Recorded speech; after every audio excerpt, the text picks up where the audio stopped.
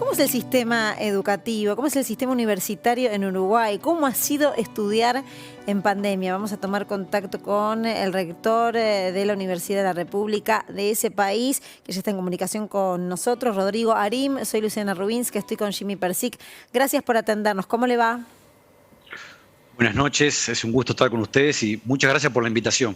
Rodrigo, primero queremos conocer cómo es el sistema allí, cómo es el sistema educativo universitario en Uruguay.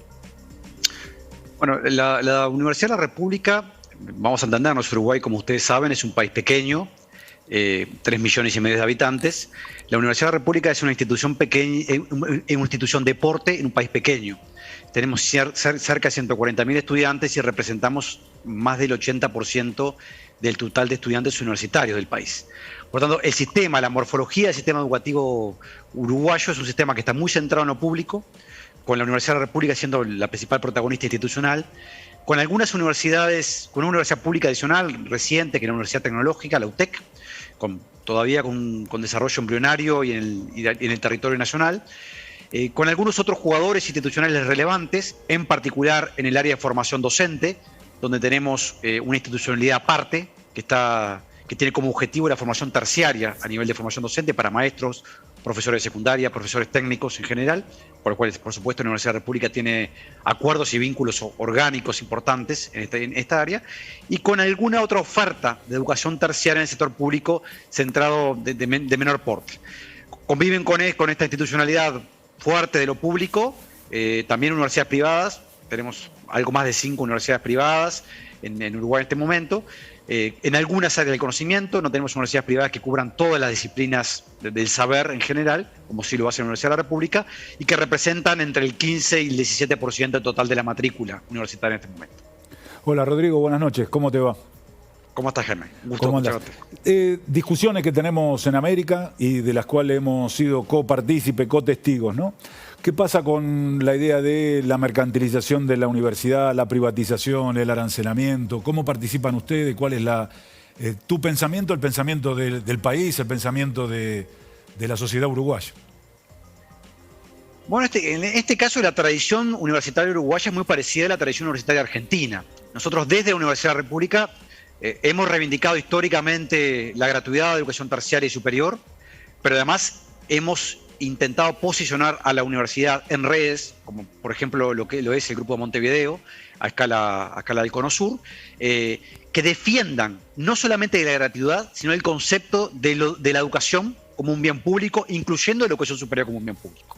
Eso va contra algunas tendencias que están instaladas, yo diría, a nivel internacional, y que también tienen algunos avances locales en el sentido de intentar construir ofertas educativas muy centrado en el mercado, en lo que puede ser las necesidades más inmediatas del mercado, y simultáneamente asociados también al pago para acceder a la educación superior.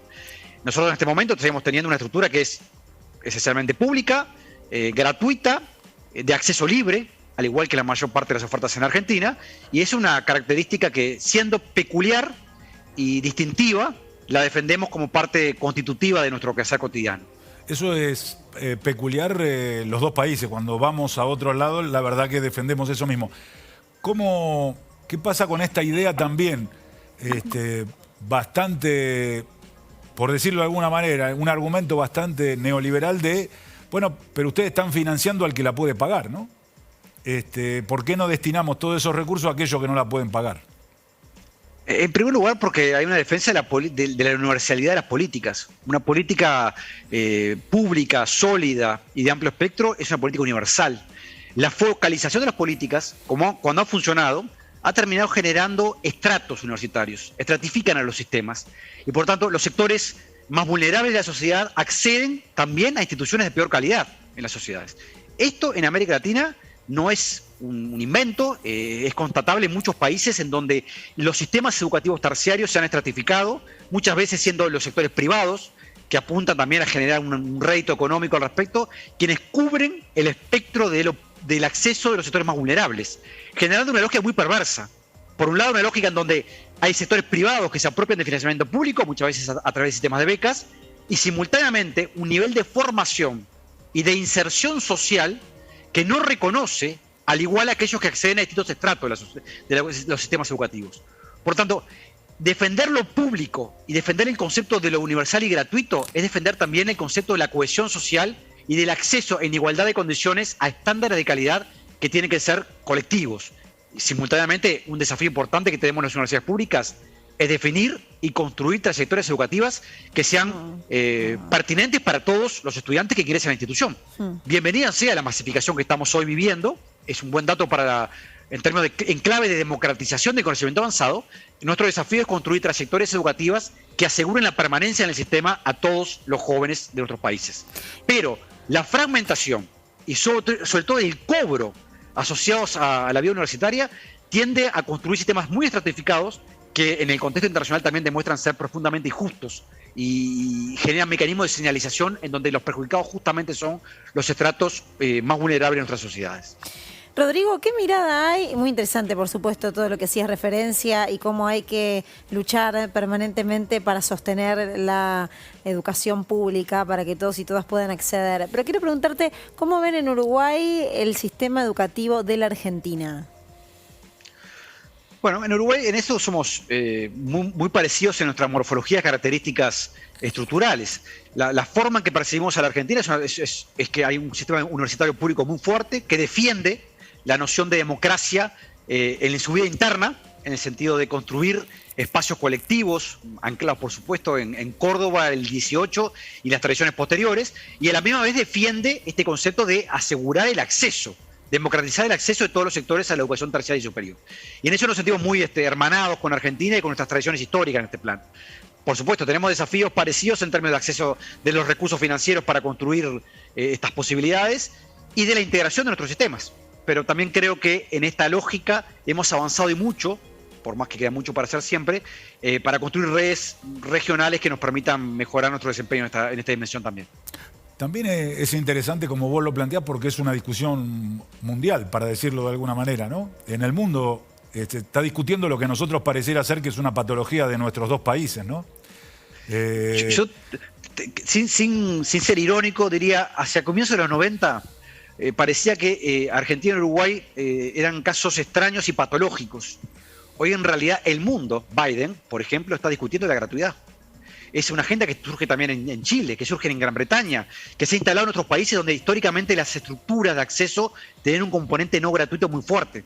Entonces yo en realidad creo que hoy Uruguay y Argentina están mirando hacia el futuro y están de cara a, por supuesto con nuestras debilidades y reconociendo nuestras debilidades, de cara a reconocer un hecho básico.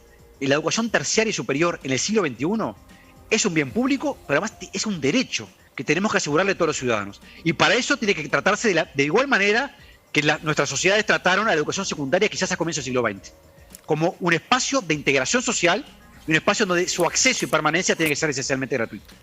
Es extraordinario como en nuestros países se discute el gasto del Estado, que sería el financiamiento de la universidad. Nunca se discute de dónde recauda, ¿no? A quién le cobra el Estado para financiar lo que tiene que gastar. Mal llamado gasto igual, discúlpeme, Jimmy. Mal llamado gasto. Inversión. Inversión. Pero nunca se discute cómo incrementar lo que el Estado recauda para cumplir más funciones o para ser más justo y universal en el cumplimiento de sus funciones, y siempre se discute lo que sale del Estado, ¿no? Es parte de concebir a toda erogación estatal como un gasto que no tiene retorno.